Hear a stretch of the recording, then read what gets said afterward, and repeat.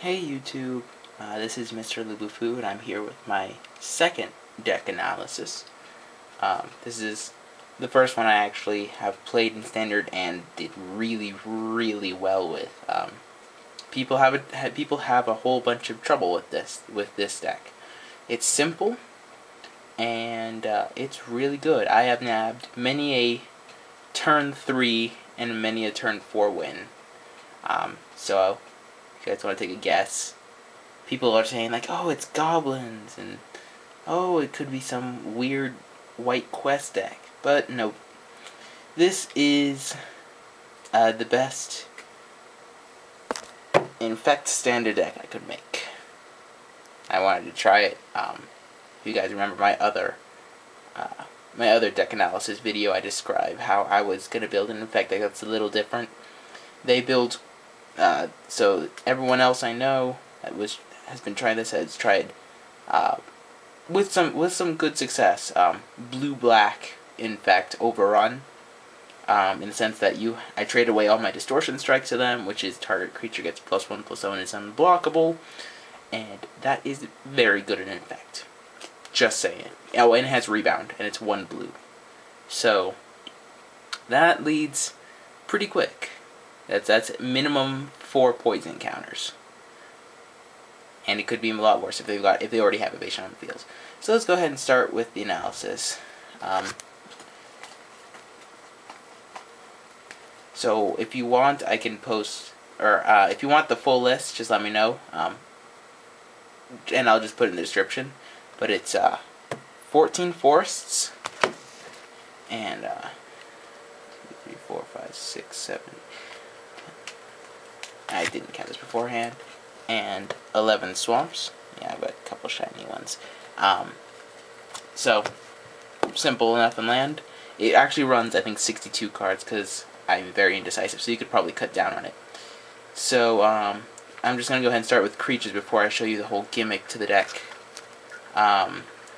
So you run 4 Plague Stinger. Simple enough, fantastic. It's evasion, it's a 2-drop. Very good card. And if you're going to Infect, I also run 4 Ichor Claw Mirror. The reason is, it becomes a 3/3 if it's blocked, and you'll see that this deck's goal is you want to win game 1 really quick because they don't block, and then from there, when they do block, then you win in a different way. It's pretty spiffy. This is a more personal preference. I put in 3 Necropede and 1 Flinzermite. This all comes down to personal preference and what sort of deck you're going against.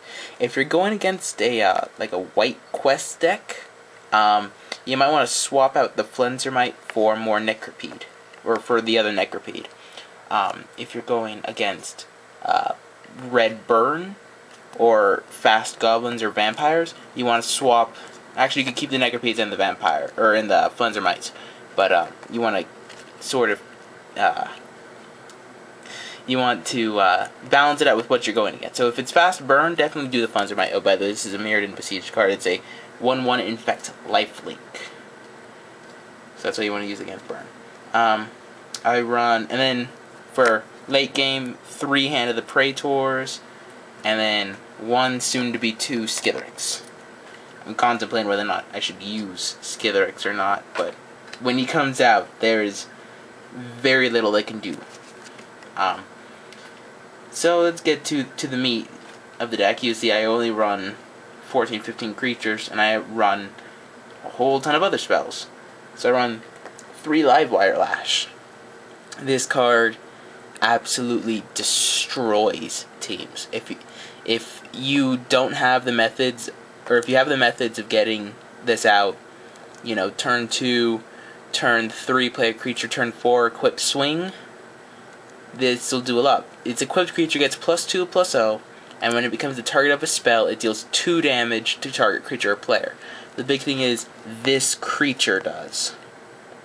So that means that any creature that gets targeted with a spell does infect damage, or if you do it to a player, it gets 2 poison counters. This is huge, because if they don't kill your creature in response to you equipping a Livewire Lash, you instantly have at least a 3/1. If you put it on a Necropede or a Plague Stinger, you at least have a 3/1 that if they try anything to it, it deals 2 poison to them, or kills, or does 2 infect damage to creatures, so it puts 2 -1/-1 counters on.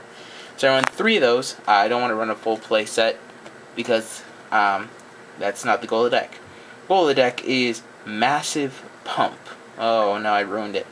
So you run 4 Groundswell.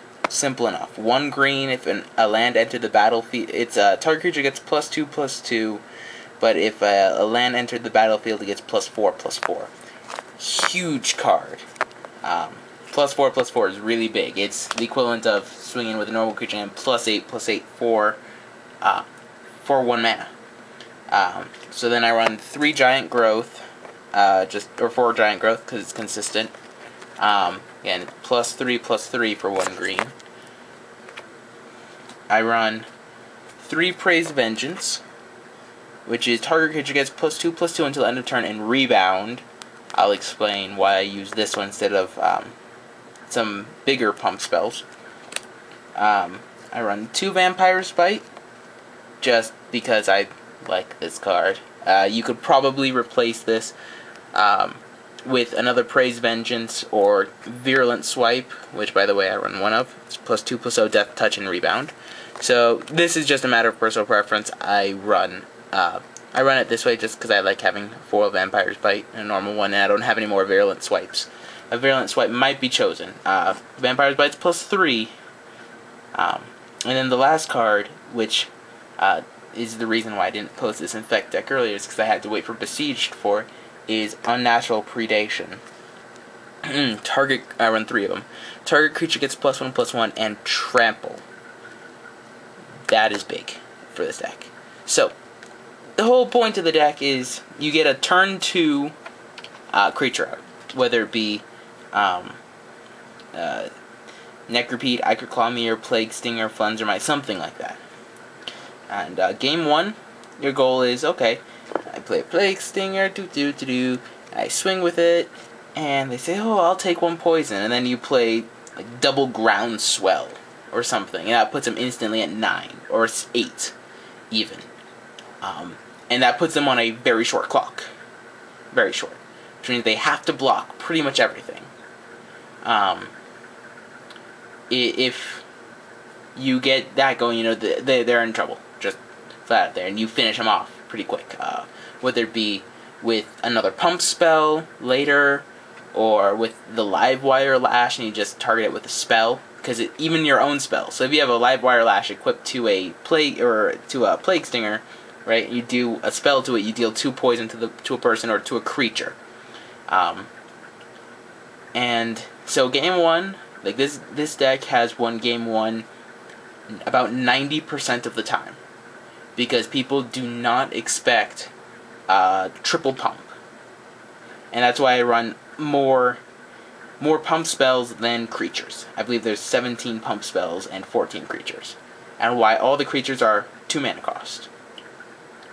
So game 1 you generally win. It's very hard to lose game 1 with this deck. Game 2 always gets harder, because then they know, oh, he's just gonna pump it, and so they block always. And that's why I needed to wait for Unnatural Predation, because all of a sudden, if you have a 13, or that you have an Ichorclawmere, for example, I played this out very recently. Ichorclawmere, swing, they block it. This becomes a 3/3, and then all of a sudden you play that. You play like I played Groundswell Giant Growth, and that made it a 10/10, and they blocked with a cheap 1/1, right? So then you play Unnatural Predation. All of a sudden they have 11 Trample Infect damage hitting their way, and they lose. I mean, there's really not much else to say. This deck has trouble with blue-black control. I will say that. It has a little bit of trouble with Quest, or at least white Quest for the Holy Relic. It's